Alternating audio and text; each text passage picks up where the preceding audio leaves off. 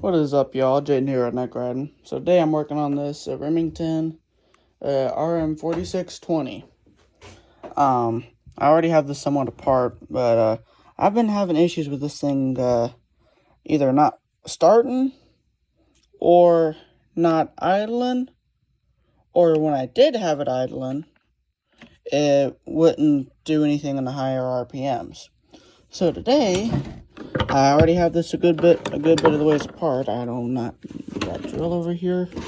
Do need that though. In today's video, we're going to work on trying to get this thing fixed. Today, y'all are going to be living up here. Hopefully the camera angle's okay. Now something I am going to check.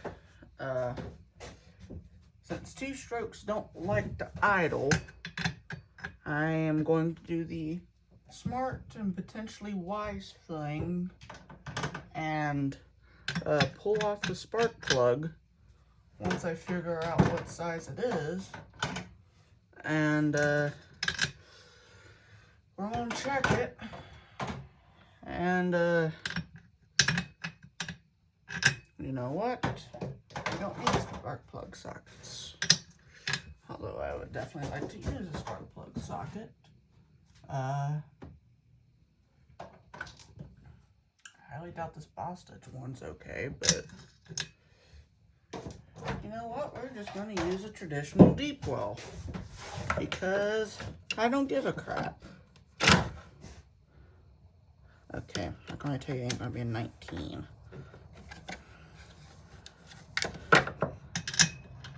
Okay, maybe it will be a 19 then. Okay. 19 mil. Probably wouldn't be a bad idea to grab a ratchet. I have the Pittsburgh in my box, my toolbox, so I'm going to do this Duramove, or Duratech, I should say.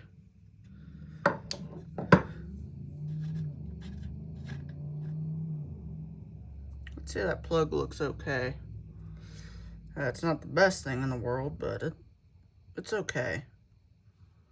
I'm gonna take my light and shine it down this cylinder. Y'all can't see this on camera, but there is not a lot of carbon buildup on it, surprisingly. And the sidewalls actually look pretty good in this thing.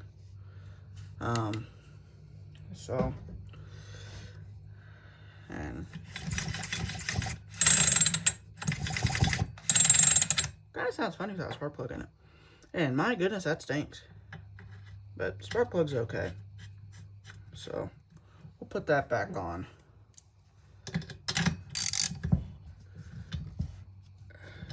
Yeah, this handle is not worth a crap on this thing. Goodness. Okay. That spark plug is okay for now. So the majority of this thing is just Phillips heads and stupidity, I've done figured out. So let that hang out of the way. Your choke just easily comes off of this thing. I have cleaned this carburetor, but maybe it wouldn't be a bad idea to go through it again. Okay, let's see. This cover here comes off from them two Allen keys, or Allen screws.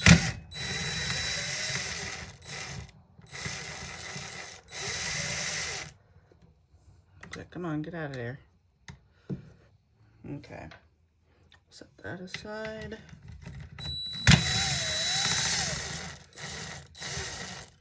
And set you aside. And now, this should theoretically just pop up and off. But we all know it ain't going to be that easy. Because why would things be easy?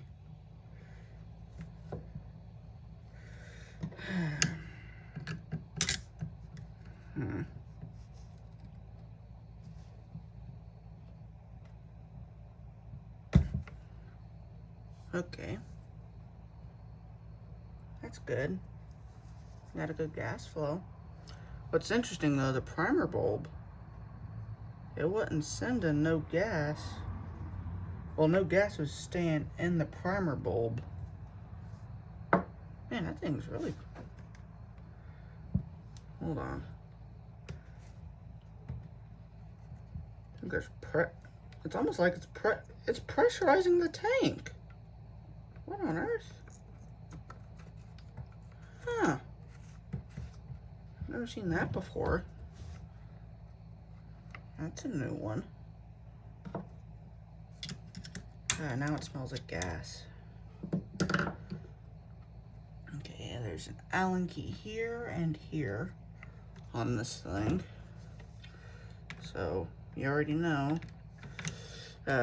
Timu sockets and Allens are gonna save the day.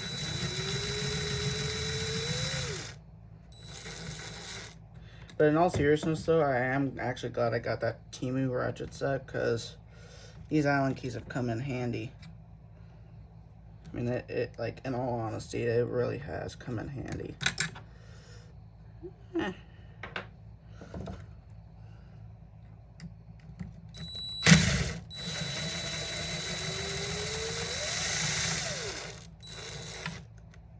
Okay, so this just chills on there like so. Okay. How is this held on there still? There's no screws that I can see.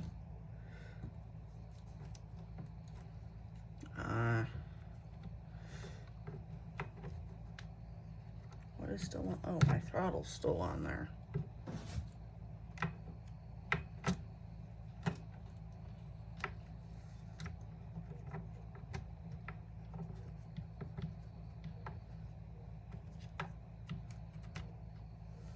Okay. That's definitely good for the carburetor. I have cleaned this, and I highly doubt that it's dirty again. Actually, it still looks fine to me. And I've cleaned this thing like 2 or 3 times, so I'm gonna assume that the carburetor's okay. But the fact that it was pressurizing the fuel tank is odd, because that's not supposed to happen. See, there's this sleeving around this. Come off of there.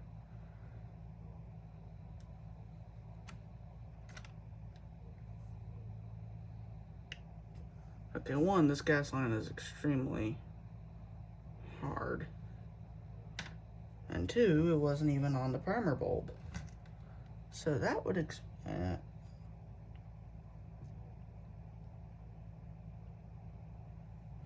explain why I was just pressurizing the tank and not the carburetor.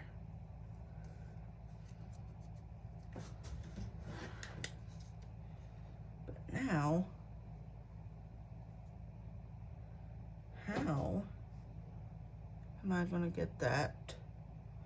One, I'm going to see if I have any replacement line, because this is fairly brittle.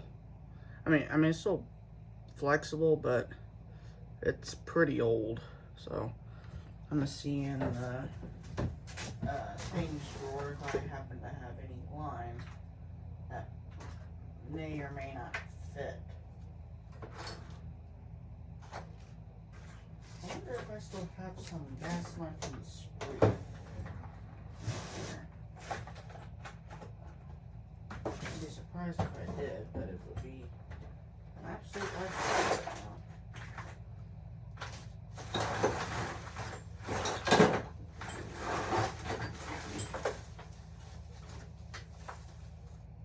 And I still have all of the stuff for that Predator 212 I've gotten a while ago for that go-kart project, which has since been sold. So Yeah. I have no clue what that's from.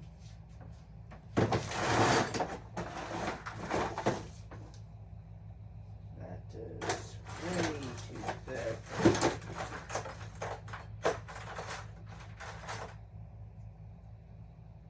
Okay, well, looks like we're just gonna have to use that line and try and get it on there again without messing it up. This line is not cracked, thankfully, but it is a little hard on that end. See, your carb goes in here like so. So this would go right in here on your carburetor. Yeah. Okay.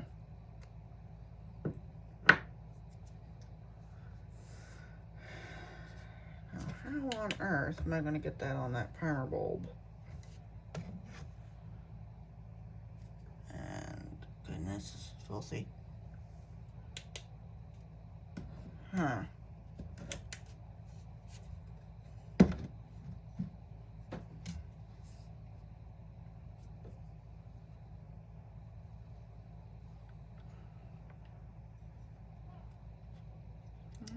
Okay. And gas is wanting to come out of that. That's great. Okay. Grab a pair of needle nose. Oh no, this is a superior plier. Can I get this out of my way? Because my goodness, that would be nice right now to have that out of my way. Alright, sorry y'all, I have to pause the recording for a minute because my dad decided 9:30 at night is an amazing time to pester me about the battery on his four-wheeler. So, I got that taken care of, so now I'm going to try and get back to work on this thing. But, for the life of me, I hope that's the last disturbance, because that gets on my nerves when they just think I can, you know, just expect me to drop whatever it is I'm doing. Like, my goodness, that is annoying.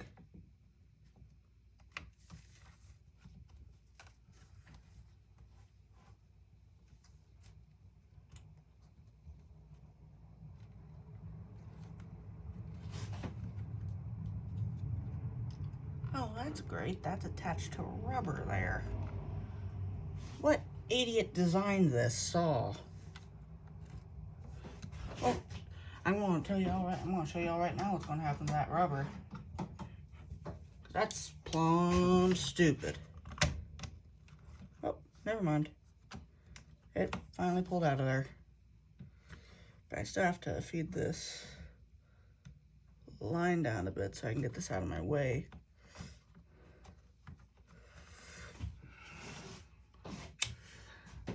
The rubber saw the knife and was like, "Oh no, I'll let loose now. Don't cut me. I'll get out of your way now." I just want to mention that whoever designed the saw is the definition of an idiot. Okay, that's how far down I have to go whenever I want to replace that switch. Good to know.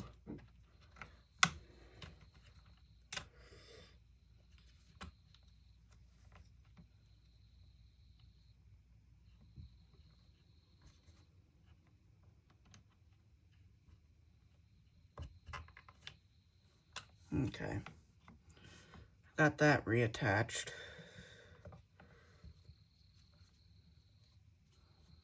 But now I have to get this stupid thing back down in here, which might I add is extremely stupid. Like seriously, like somebody, like,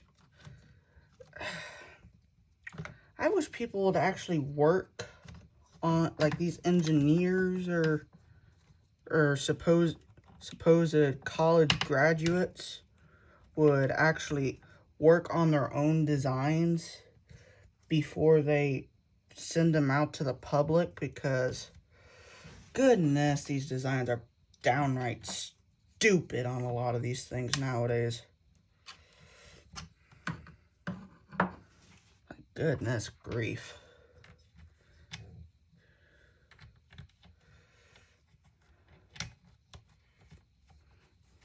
I thought they were going to college to try and make like these engineers are trying to make things better, but in my opinion, they're making it worse.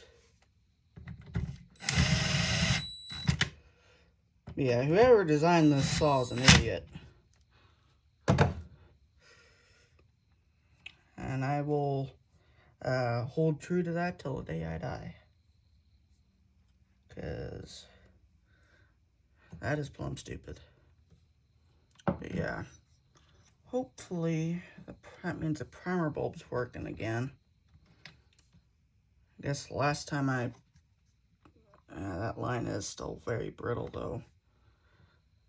I would like to replace it, but I do not have the necessary bits to replace it, which sucks. But it is what it is. So I want to get the car back in. You have to, right here's where the throttle goes, and this here's your choke. But the choke pulls up like this, and then when you hit the throttle, it'll come back out. But I got to get this arm right here back into there with the throttle, so I can get this carburetor remounted. It's a lot more annoying to work on than your Husqvarna's, which right now I really wish I was working on one, because this is annoying as can be. Actually, while the carburetor's still loose, I'm gonna attempt to reattach this line here.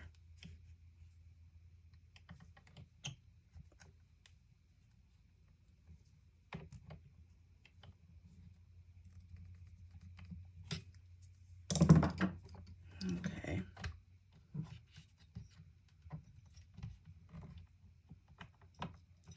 Okay, got that on there nice and tight. Oh, naturally my throttle comes off again. Don't you love it when that happens?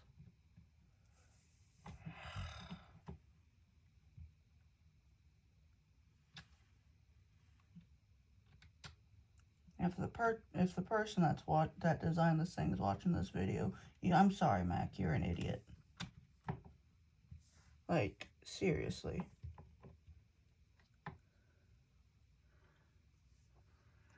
Okay.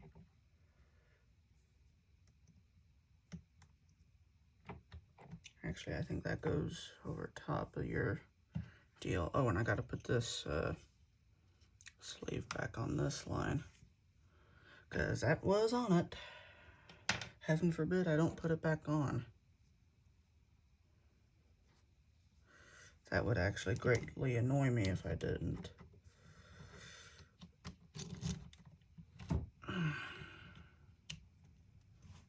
Okay.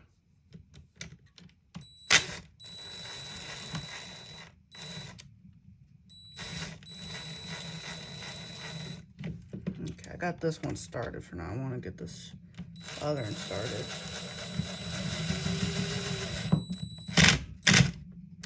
Okay.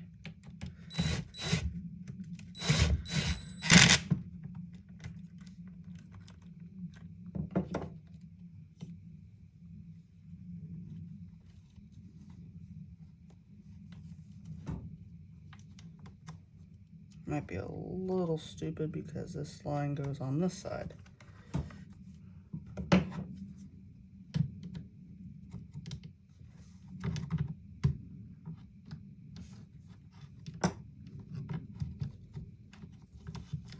Alright, I got it over there though. That's fine. Put that back on. Ah, goodness. And now that. there, so that's out of the way. Set this there. We're gonna. Oh, one thing I've done this before plenty of times with this saw. Make sure you put this choke arm back in. It just hooks on there and then lays right there, and that is working. Make sure you lay your spark plug boot there. And now we're going to try and put this housing back on.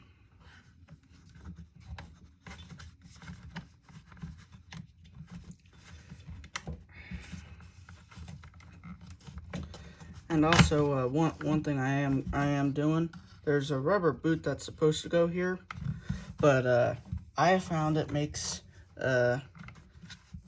adjusting the carburetor on this saw downright impossible. So yeah, that boot is no longer there, and I would highly recommend anybody that owns one of these saws deletes that boot as well.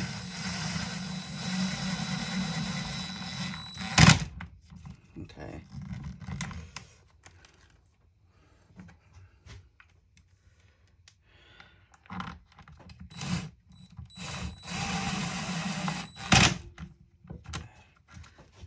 And this thing loves to get stuck over here, so that's fun. Okay, now let's get this last Allen in, and then it's just Phillips heads from here.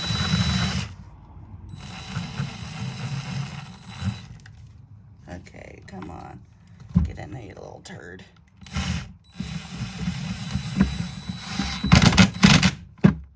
Yeah, I know you're off a cheap chain. Honestly, I don't even know if this is a cheap saw because I didn't get this new. But I know you're off of a crappy saw, so you don't want to go back on. I get it.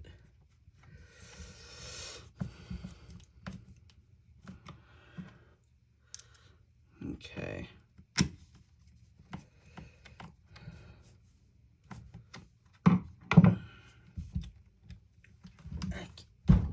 Okay. Before I test any further, I'm gonna shine my light down there and see if any.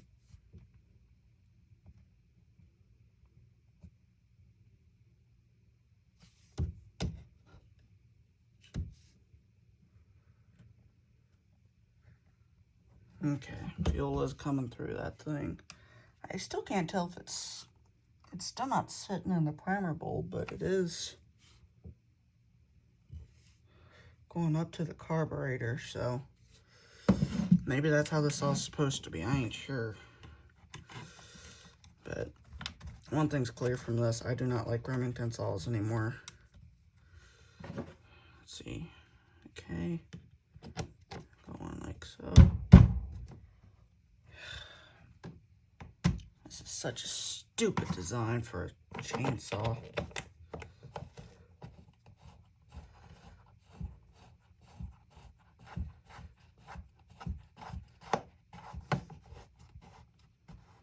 Something I did adjust, I did notice that the throttle screw, this was the reason I took this boot out, was not right. So I did that. From here, you're on your own basically, but you'll need one of the, at least for this saw, you'll need one of these Pac-Man little screwdrivers. You can get these off of Amazon pretty cheap. I got this one and this splined one. I forget for how much, but it didn't cost much at all. But this one you use for I was able to use this for my Husqvarnas to adjust the carburetors on them, and then this one for this Remington. And if you do a lot of work on small engines and carburetors and such, I definitely recommend you get these. On this saw, there's two little spots right here, and you feel that they're on there. Now you see the low and high. This is for like your lower speeds and your idle.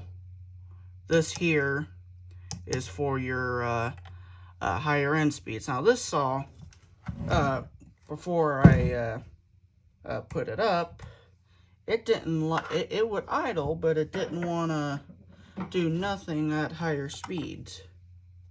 Now, one, I know for a fact I need to let that idle out a little bit because I fooled with it. But yeah, from here you just have to continually play with these screws until you get this running right. So, but it's very simple. But if any of y'all have any idea, here, I'm gonna pull y'all off the deal now. But if any of y'all have any idea why the tank was pressurizing itself, here, let me see. Is it still pressurizing itself? Yeah, it's still pressurizing itself. What on earth?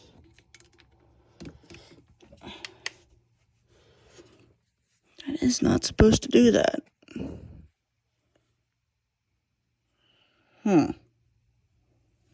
Yeah, the tank's pressurizing itself for some reason. If any of y'all know why it's doing that, and or how to fix that, because I have a feeling that's what's causing whatever is causing it to pressurize the tank is what's causing a lot of issues for this saw. But I did see in the lineup there that gas is getting to the carburetor through the primer bulb. So I don't know. This little thing's well, this ain't exactly a little thing. It's a 20, but this thing's quite annoying. I see why my dad opted to just buy that saw. Well, actually, no. I think before you had this one, he actually had this one, this 435, and then the clutches went on it, and yeah, I guess he didn't know how to replace it or something, even though it was extremely simple. And then got this one, and then used it for a while, and then this thing started having issues, and then he got that one, and that thing's I've had to fool with the carburetor a little bit on it, but otherwise it's been good.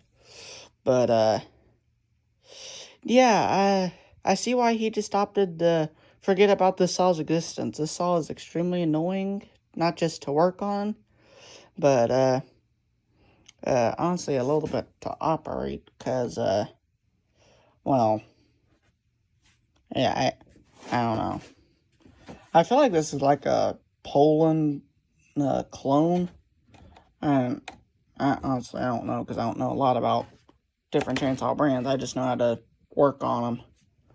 But yeah, I'm gonna get this thing, try and get this thing adjusted to run right. But I hope that helps y'all, not just figure out how to disassemble and put back together these Remington saws, but hopefully y'all enjoyed it too. This is one rough saw, but hey, it still has more bar life left on it than that 455 does. So hey, we're doing something right here. But yeah, well, that's gonna be it for now. I will see y'all next time here on Redneck Riding. Take care, y'all. Bye.